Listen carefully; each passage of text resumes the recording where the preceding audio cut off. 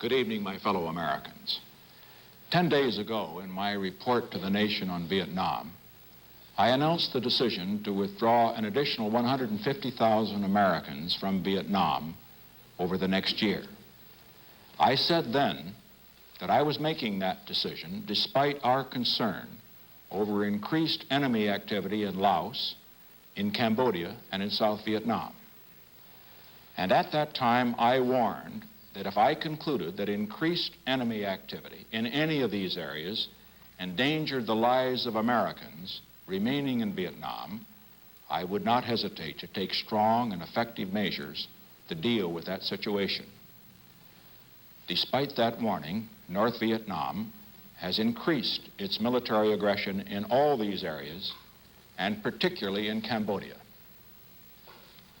After full consultation with the National Security Council, Ambassador Bunker, General Abrams, and my other advisors, I have concluded that the actions of the enemy in the last 10 days clearly endanger the lives of Americans who are in Vietnam now and would constitute an unacceptable risk to those who will be there after withdrawal of another 150,000.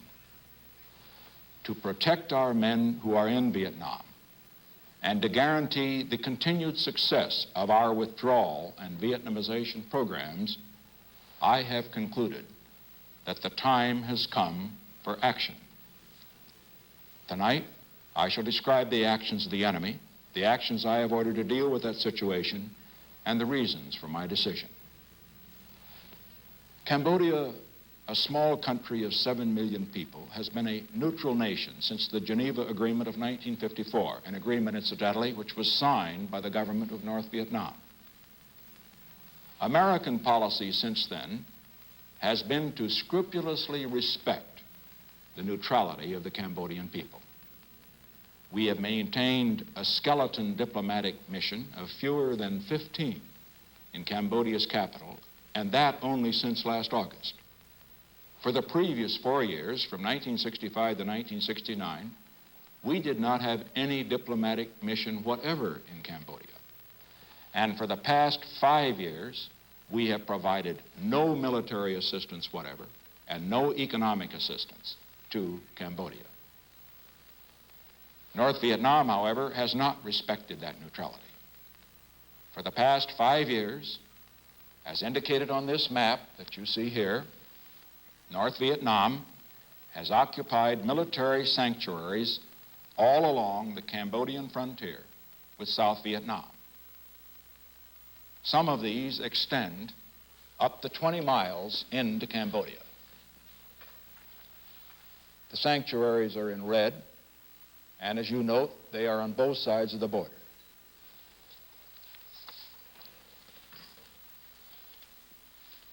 They are used for hit-and-run attacks on American and South Vietnamese forces in South Vietnam. These communist-occupied territories contain major base camps, training sites, logistics facilities, weapons and ammunition factories, airstrips, and prisoner-of-war compounds. And for 5 years, neither the United States nor South Vietnam has moved against these enemy sanctuaries because we did not wish to violate the territory of a neutral nation. Even after the Vietnamese communists began to expand these sanctuaries 4 weeks ago, we counseled patience to our South Vietnamese allies and imposed restraints on our own commanders. In contrast to our policy, the enemy in the past 2 weeks has stepped up his guerrilla actions, and he is concentrating his main forces in these sanctuaries that you see on this map, where they are building up to launch massive attacks on our forces and those of South Vietnam. North Vietnam, in the last 2 weeks, has stripped away all pretense of respecting the sovereignty or the neutrality of Cambodia. Thousands of their soldiers are invading the country from the sanctuaries. They are encircling the capital of Phnom Penh. Coming from these sanctuaries, as you see here, they have moved into Cambodia and are encircling the capital. Cambodia, as a result of this, has sent out a call to the United States, to a number of other nations for assistance. Because if this enemy effort succeeds, Cambodia would become a vast enemy staging area and a springboard for attacks on South Vietnam along 600 miles of frontier. A refuge where enemy troops could return from combat without fear of retaliation. North Vietnamese men and supplies could then be poured into that country, jeopardizing not only the lives of our own men, but the people of South Vietnam as well. Now, confronted with this situation, we have three options. First, we can do nothing. Well, the ultimate result of that course of action is clear. Unless we indulge in wishful thinking, the lives of Americans remaining in Vietnam after our next withdrawal of 150,000 would be gravely threatened. Let us go to the map again. Here is South Vietnam. Here is North Vietnam. North Vietnam already occupies this part of Laos. If North Vietnam also occupied this whole band in Cambodia, or the entire country, it would mean that South Vietnam was completely outflanked, and the forces of Americans in this area, as well as the South Vietnamese, would be in an untenable military position.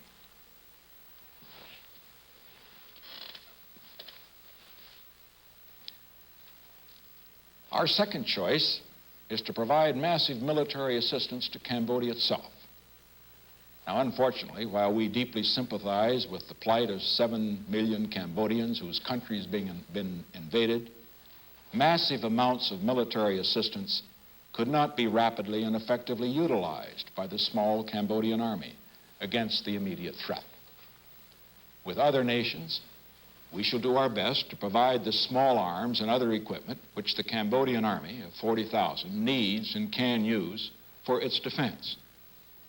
But the aid we will provide will be limited to the purpose of enabling Cambodia to defend its neutrality, and not for the purpose of making it an active belligerent on one side or the other.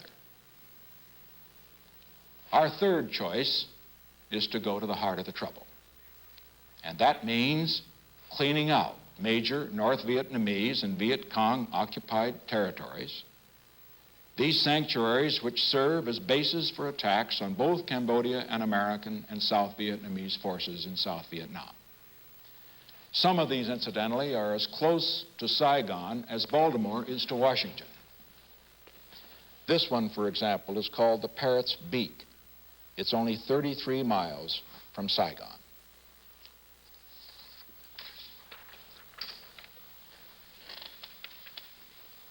Now, faced with these three options, this is the decision I have made.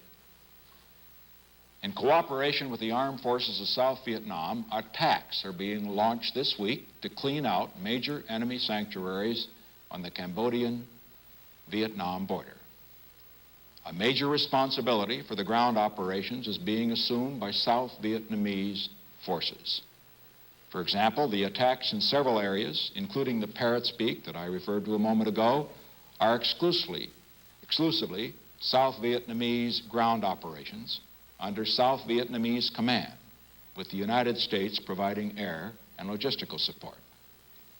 There is one area, however, immediately above Parrot's Beak, where I have concluded that a combined American and South Vietnamese operation is necessary. Tonight, American and South Vietnamese units will attack the headquarters for the entire communist military operation in South Vietnam.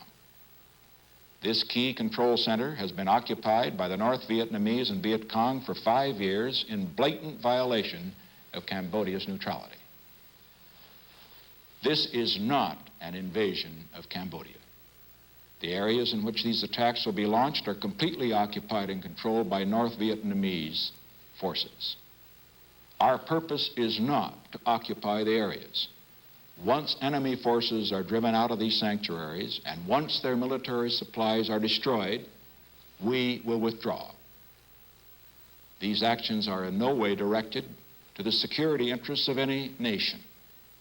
Any government that chooses to use these actions as a pretext for harming relations with the United States will be doing so on its own responsibility and on its own initiative, and we will draw the appropriate conclusions. And now let me give you the reasons for my decision. A majority of the American people, a majority of you listening to me, are for the withdrawal of our forces from Vietnam. The action I have taken tonight is indispensable for the continuing success of that withdrawal program. A majority of the American people want to end this war rather than to have it drag on interminably. The action I have taken tonight will serve that purpose. A majority of the American people want to keep the casualties of our brave men in Vietnam at an absolute minimum. The action I take tonight is essential if we are to accomplish that goal. We take this action not for the purpose of expanding the war into Cambodia, but for the purpose of ending the war in Vietnam and winning the just peace we all desire. We have made, we will continue to make every possible effort to end this war through negotiation at the conference table rather than through more fighting on the battlefield. Let's look again at the record. We've stopped the bombing of North Vietnam. We have cut air operations by over 20%. We've announced the withdrawal of over 250,000 of our men. We've offered to withdraw all of our men if they will withdraw theirs. We've offered to negotiate all issues with only one condition, and that is that the future of South Vietnam be determined not by North Vietnam and not by the United States, but by the people of South Vietnam themselves. The answer of the enemy has been intransigence at the conference table, belligerence at Hanoi, massive military aggression in Laos and Cambodia, and stepped-up attacks in South Vietnam designed to increase American casualties. This attitude has become intolerable. We will not react to this threat to American lives merely by plaintive diplomatic protests. If we did, the credibility of the United States would be destroyed in every area of the world where only the power of the United States deters aggression. Tonight, I again warn the North Vietnamese that if they continue to escalate the fighting when the United States is withdrawing its forces, I shall meet my responsibility as Commander-in-Chief of our armed forces to take the action I consider necessary to defend the security of our American men. The action that I have announced tonight puts the leaders of North Vietnam on notice that we will be patient in working for peace. We will be conciliatory at the conference table, but we will not be humiliated. We will not be defeated. We will not allow American men by the thousands to be killed by an enemy from privileged sanctuaries. The time came long ago to end this war through peaceful negotiations. We stand ready for those negotiations. We've made major efforts, many of which must remain secret. I say tonight, all the offers and approaches made previously remain on the conference table whenever Hanoi is ready to negotiate seriously. But if the enemy response to our most conciliatory offers for peaceful negotiation continues to be to increase its attacks and humiliate and defeat us, we shall react accordingly.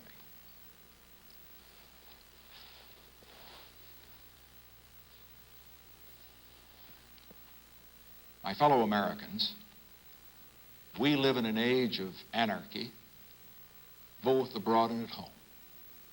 We see mindless attacks on all the great institutions which have been created by free civilizations in the last 500 years.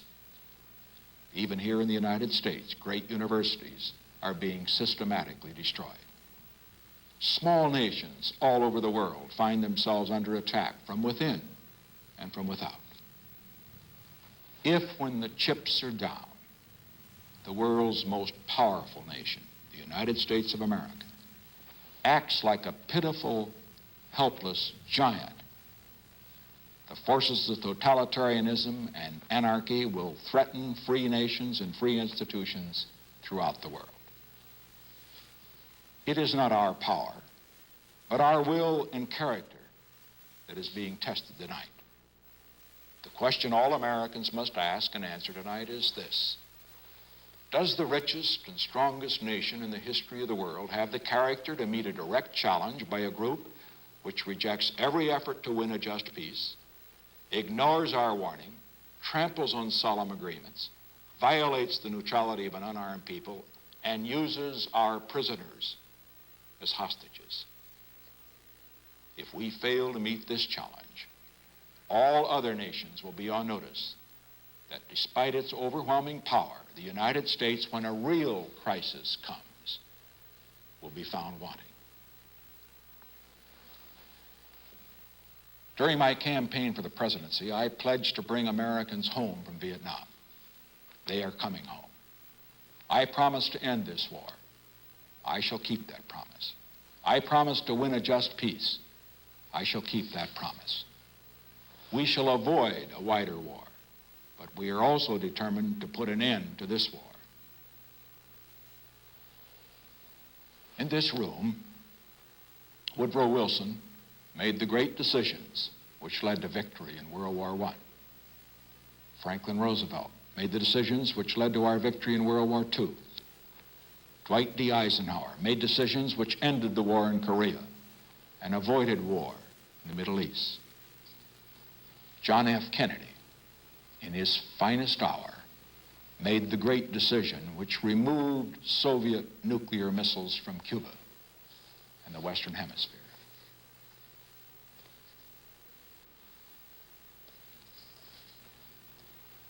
I have noted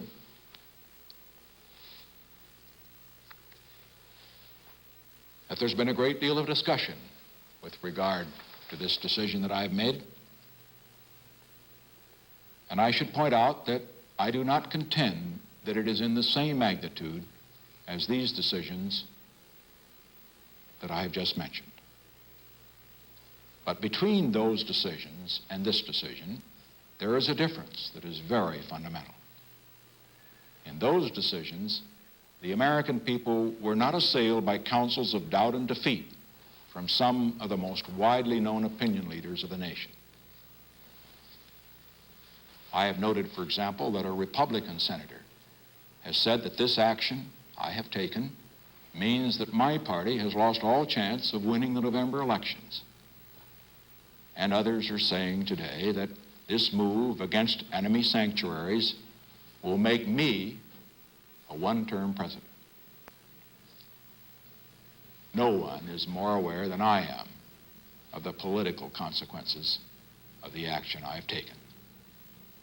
It is tempting to take the easy political path, to blame this war on previous administrations and to bring all of our men home immediately regardless of the consequences, even though that would mean defeat for the United States, to desert 18 million South Vietnamese people who have put their trust in us, to expose them to the same slaughter and savagery which the leaders of North Vietnam inflicted on hundreds of thousands of North Vietnamese who chose freedom when the communists took over North Vietnam in 1954.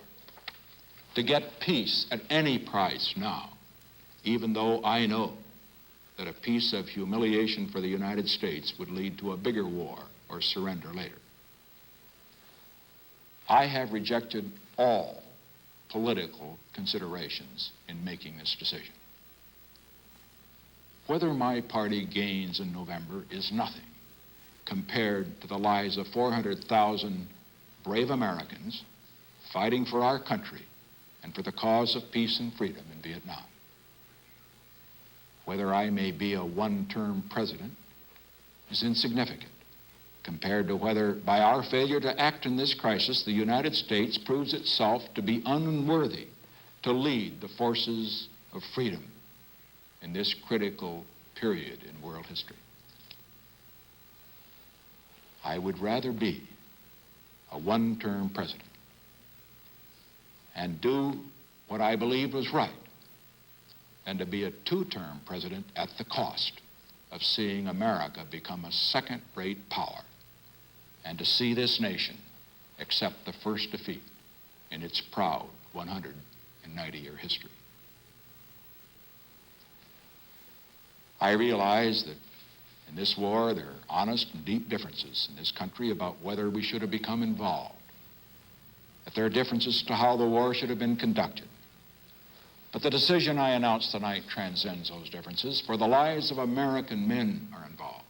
The opportunity for 150,000 Americans to come home in the next 12 months is involved. The future of 18 million people in South Vietnam and 7 million people in Cambodia is involved. The possibility of winning a just peace in Vietnam and in the Pacific is at stake.